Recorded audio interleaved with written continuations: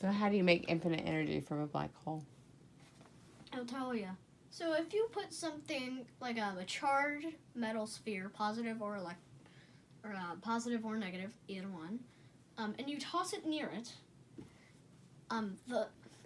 the event horizon of the black hole will act as a voltage generator. It will amplify. You see, these? Mm-hmm. That's magnetic field lines, and the arrows here are the electric current. Right where the plasma lobe goes in, it'll jump through space itself and into a different magnetic field line, going back into the black hole and amplifying again. So, but how do you keep that device from getting sucked into the black hole? Well, you keep it at a safe distance. Or more importantly, keep it spinning around the black hole. Keep it in orbit around the black hole.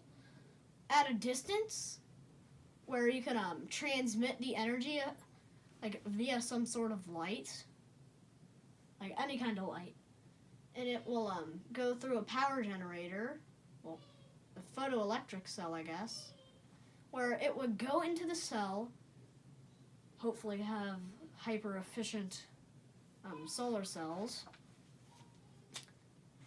and then from that you could extract a lot of the energy.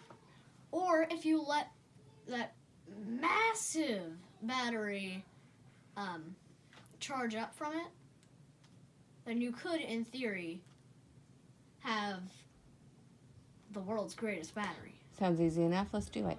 Who do we call? It's just one problem. What?